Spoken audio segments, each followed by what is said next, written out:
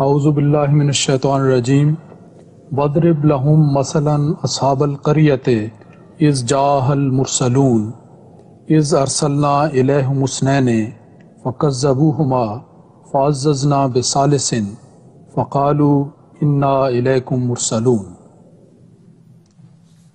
This is very clear that only one Qarya, one township is central to this verse. And whatever happened there cannot be shifted to another township without any authority from the Quran or common sense. That's one thing is highly important. وَاضْرِبْ لَهُمْ مَثَلًا أَصْحَابُ الْقَرْيَةِ. Al-Qariya is a very important central point which has to be kept in mind. And with regard to that,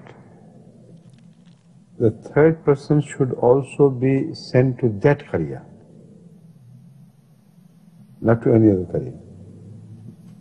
And without the additional help of the third person, the message of the two who came first cannot be fully complemented. See, this is the point. Now, with regards to that, when we look at different medieval commentaries of the Quran, we know that they have noted this point. And yet they fail to identify the two first mentioned and the third who joined them later. They fail to identify them from among the community of prophets. That is why they have shifted to a situation where three persons in one Qarya can be shown to have visited. But they are not Allah's prophets. They were not sent by God. So, there too they are absolutely wrong. I can read from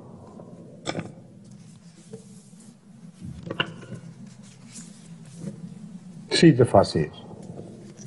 Tafsir Ruhul Ma'ani, Allama Ulusi. It says, Mursaleen are those representatives of Jesus Christ. Remember. And read the verse again, it's impossible.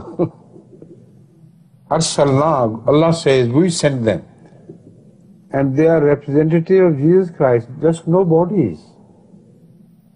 What are the disciples of Jesus Christ to replace the persons mentioned in this verse? It says, Jesus Christ sent them to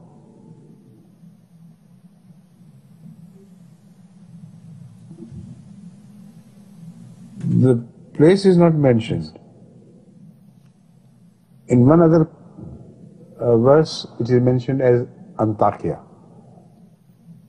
Imagine this verse to be degraded to the position of Antakya as being that great township. But anyway, the Tafsir Ruhul says the two are Yohanna and Paulus. Paulus, who destroyed the religion of Christianity, who created Trinity. It's a shame that these Mufassirin are so much misapplying the verses of the Quran that it becomes an affront, an insult to the Quran. To mention Paulus, that God says, we sent Paulus. And what he brought was brought from Allah. Imagine. And then they say, there are two other names also mentioned, Narus and Marus. Who are these? Narus and Marus. and Salis is Shamun. This is what they have done to the Quran and the Quranic tafasir, and the medievalists follow them, with shut eyes. They don't see what they're doing, what are they believing in. Al-Kashaf is a much better and more authentic book of hadith, in the sense that Allama Zamakhshari was a very rational man, and I deeply respect him for his rationality, but he also, in search of the prophets, has gone to Antakya. Poor man. He can't find any other prophet closer than that. So he says it were two representatives of Jesus Christ who were sent to Antakya, and the third was Shamun. He also follows that. Now, Abdurrahman, can you accept this tafsir? Evidently not. No sensible person can. Allama Fakhruddin Razi has this quality about him, that instead of attributing to himself such tafasir, he doesn't find any reasonable explanation. He says, it is said that, it is said that. So that is the typical style of Allama Fakhruddin Razi, which I like so much, that he does not unnecessarily attribute these false things to himself, but instead of leaving a vacuum, he says, some others have described this. So he said, Qariya is Antakya, and it is understood by some that it were two representatives of Jesus Christ who were sent there to deliver the message of Jesus. Yet at the same time, Allama Razi refuses to explain who the third one was, and himself does not offer any explanation of this verse, which means he just could not understand, and there is more to it than Mishtiyar. Understand? Now, this much about the tafasir. Unfortunately, and that is where I deeply regret that in our single 1-volume commentary and 5-volume commentaries, similar things but differently wrong. Not Antakya thing, but other things which are again wrong. They have found their place in these tafasir. And the first we find them mentioned is from year 1910. They failed to quote Muslim in this regard. And that is a very significant point. What they say is, now I'll tell you what they say. What they say is that the first two are Moses and Aaron. And the third one, I'll read that.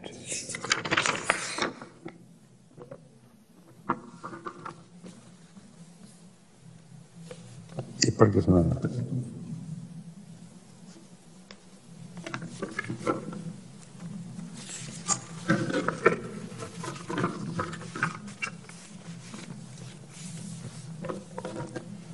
करिया कोई मुकाम या जगह तमसीली तौर पर सारी दुनिया इस सूरत में असहाबुल करिया से मुराद बनी नौ इंसान।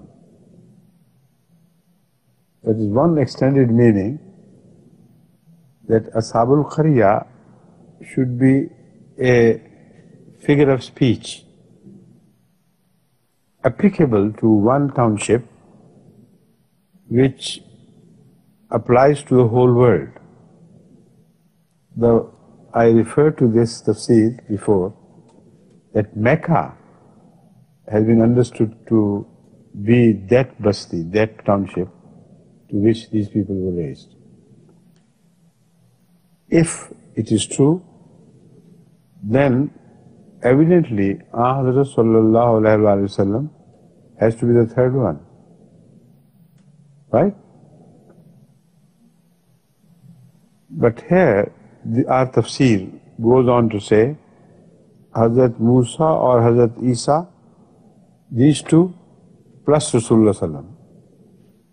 Or Ibrahim and Ismail, these two, plus Rasulullah sallam.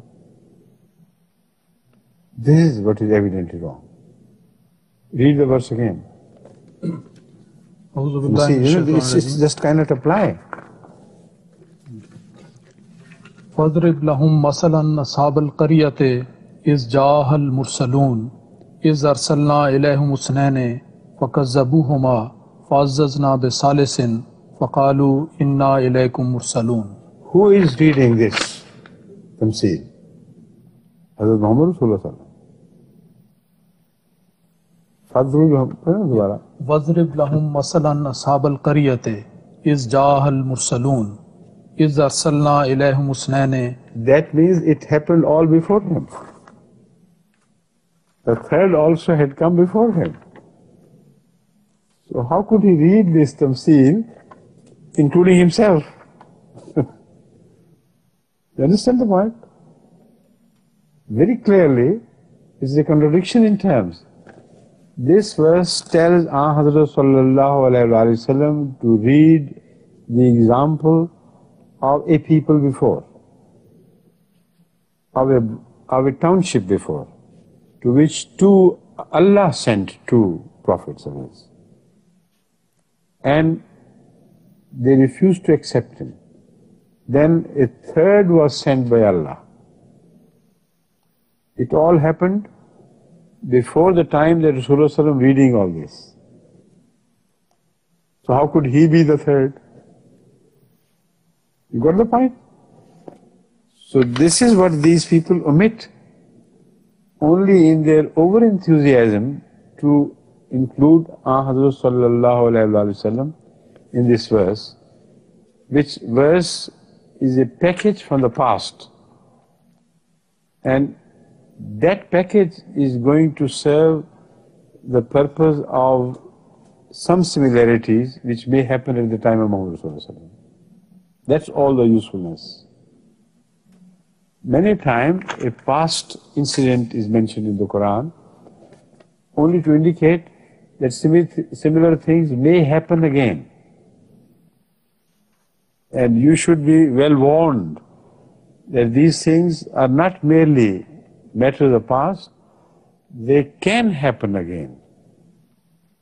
And they may happen again. So there is a prophecy in what has been said with reference to some township. Not direct prophecy. But why should Rasulullah sallallahu alaihi wasallam read this to the people?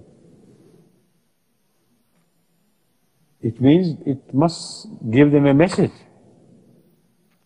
A message that if that can happen before, it can happen now in that time, in the age of Muhammad Rasulullah sallallahu alaihi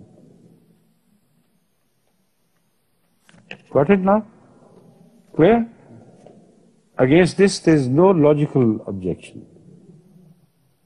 Yet,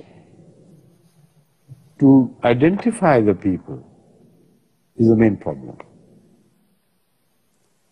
That is why I took the position last time, which is a bit odd in itself, but still the soundest of all the positions which have been taken before. That Al-Qaryah must be Egypt, where Moses and Aaron were sent, and they were denied. They were supported by a prominent figure of the royal house who told them that they are right. So Azzazna here does not mean that his support and his evidence in favor of them was because he was more honorable. Because the two were honorable in the sight of Allah, so for their sake a third person was raised who was not a prophet. So that is why the first two are mentioned as a separate category of prophets. the third is not mentioned as a prophet. You understand the point? The verse, read again, then I'll explain further. وَاضْرِبْ لَهُمْ مَثَلًا أَصْحَابَ الْقَرْيَةِ إِذْ جَاءَهَا الْمُرْسَلُونَ إِذْ أَرْسَلْنَا إِلَيْهِمُ اثْنَيْنِ فَكَذَّبُوهُمَا فَعَزَّزْنَا بِثَالِثٍ فَقَالُوا إِنَّا إِلَيْكُمْ مُرْسَلُونَ. Which means that they are the two main prophets who serve the purpose of delivering the message of Allah to these people. They were mainly intended.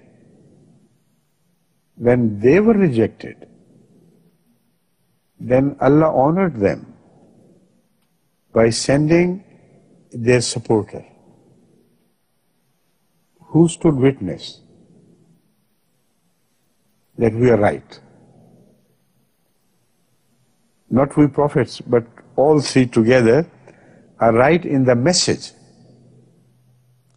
And the message has to be the same. It was no new prophet which was raised.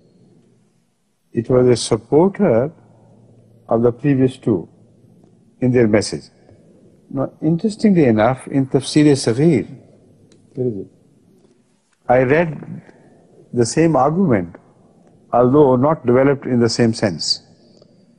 But Hazrat Muslim Maud had hit upon this, the second head of the Ahmadiyya community. He says, इस आयत में कहा गया हमने दो रसूल पहले भेजे. The verse says we sent two prophets before. फिर उनको तक़वियत देने के लिए तीसरा भेजा. Then to support them and augment them, we sent the third one. Now here, Hazrat Muslim Maud includes them in the list of prophets. The third one, which I do not. Because when you include them in the list of, the third in the list of prophets, then the history slips by and we can't pinpoint anybody. So my argument is that they were the two real prophets of Allah. The third was sent as such. Arsalna applies to him. Not as a prophet, but as a strong witness. Now, the argument remains the same. Muslim of the argument, he says, तीसरा रसूल भी वही बातें करता था जो पहले करते थे, वरना अगर नई बातें करता तो उनको इससे क्या तक़वियत होती. इससे आयत से साबित होता है कि बगैर शरीयत के भी नबी होता है. This means that to support their cause, that third person must have said exactly what they had said. Which proves that a prophet can be born without a Sharia who supports the Sharia of the previous prophets. This argument is sound. But to call him a prophet himself confuses the issue. You must understand this point because you have to explain to everybody. I missed the last point. The last point is that Hazrat Muslim Maud's argument as a logical argument is a very strong argument. He says God must have sent the third person without another Sharia. Because if he had deviated from the Sharia of these two, then he could not have supported them. So he must have said exactly the same things which they had said. That is support. So if you remove from this writing the word Rasul in the sense of the definition of a Rasul, then the whole explanation falls in full agreement with what I am suggesting. Now you got it? Yeah.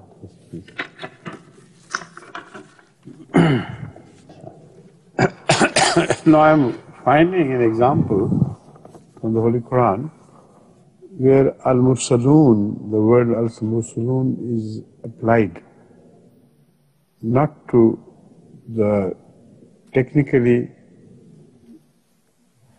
not to the prophets of Allah as they are defined, but to angels in general, who were sent with a purpose. And they were not prophets of Allah as we understand them, who were raised to mankind. Our prophets are raised from amongst ourselves. So Al-Mursalun may just mean those who are sent by Allah. The first two are mentioned as prophets, and they are prophets. So this whole description applies to the description of Hazrat Musa and Harun when their people were deciding amongst themselves their fate. They were about to issue the verdict that they should be murdered. They rejected them as two prophets. Then came a person hurrying forth, hastening towards the people, who was a man who was from among the people of Pharaoh, from among the royal house of Pharaoh, who had the authority to walk into them and address them directly, and they had to listen to him. So that is the third person who was sent at that critical moment, I believe. When the elders of Pharaoh were about to adjudge them as worthy of being murdered, as being condemned to murder, having forfeited their lives, he walks in and he addresses them. In yaku qadiban fa alayhi kazibu, that is what the verse is. दूसरी का नहीं, वहीं ये को काज़िबन फ़अलैहि कज़िबु क़ाल रजुलुन मुमिनुन मिन आलि फ़िरऔन यक्तुमु ईमानहु अतक़्तुलून रजुलन अन यक़ूल रब्बी अल्लाह वक़द जाअकुम bill बय्यिनाति मिन रब्बिकुम. Despite hiding his faith, he says that much.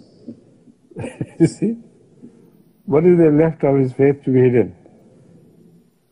أن يقول ربي الله وقد جاءكم بالبينات من ربكم وإن يكن كاذبا فعليه كذبه وإن يكن صادقا يصيبكم بعض الذي يعظكم إن الله لا يهدي من هو مسرف كذاب. So I personally believe and still prefer there may be some lacunas in this tafsir, Allah knows best, but of all the interpretations I think this befits best. Muslims. Now the two examples from the Holy Quran which I want to quote to indicate that sometimes Mursalun does not always apply to the prophets of Allah as we know them, but someone who was sent. قَدْ فَلَمَّا جَاءَ عَلَى لُوطٍ الْمُرْسَلُونَ. See? And the second is قَالَ فَمَا خَطْبُكُمْ أَيُّهَا الْمُرْسَلُونَ.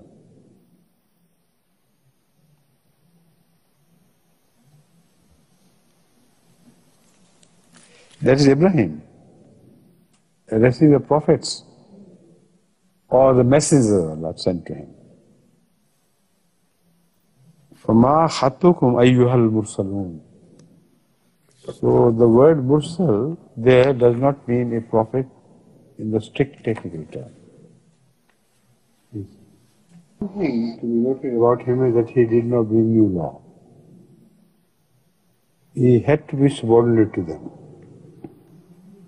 One thing is very important. Now if this is applied as a metaphor, and Ahmad sallallahu alayhi wa sallam is told by the Holy Quran to refer to that incident so that they may think this may, in a different metaphorical form, take place again. If this is possible, and I believe it is possible, because the incident itself has been described, it actually happened in history, and there is nothing wrong about that.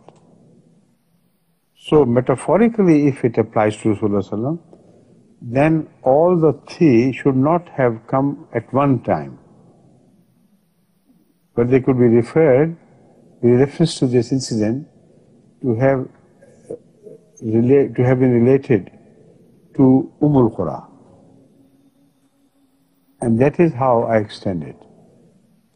My interpretation in this sense, if it is a warning for the rest of the people, it has to be a warning, I believe, because Rasulullah was not told unnecessarily to quote this example to them.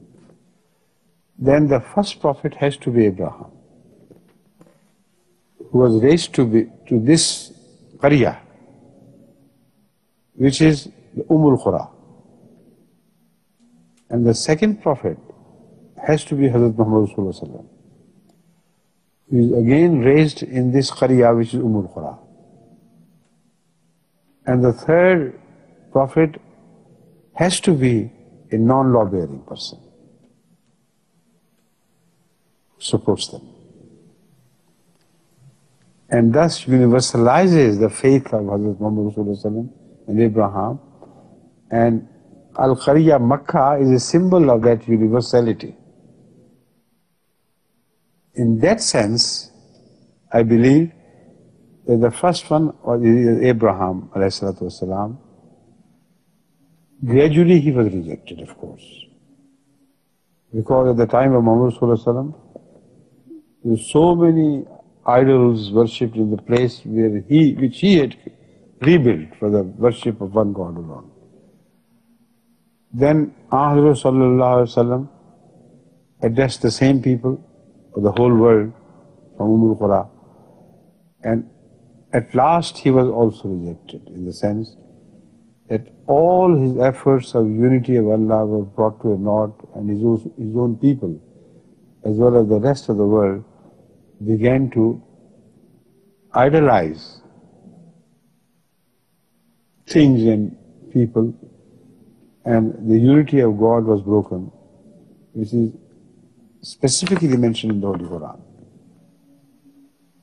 Rasulullah sallam is mentioned as complaining to Allah that these people, look at these people, they've broken the Quran into pieces, which means the unity is destroyed. Some verses are quoted by some verses are quoted by others.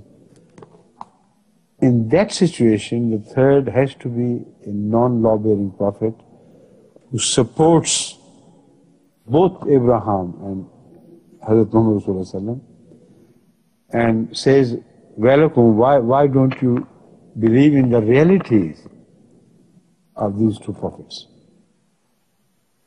And that is further supported, this argument by me is further supported by the Holy Quran when it says, "Yatluhu shahidun minhu." But time is foregone. In the next meeting, inshallah, you first finish this, and in the meantime I'll try to come and take up the matter from here. Okay? Tell them we'll begin to translate in the next session, inshallah. Next week, inshallah. Okay.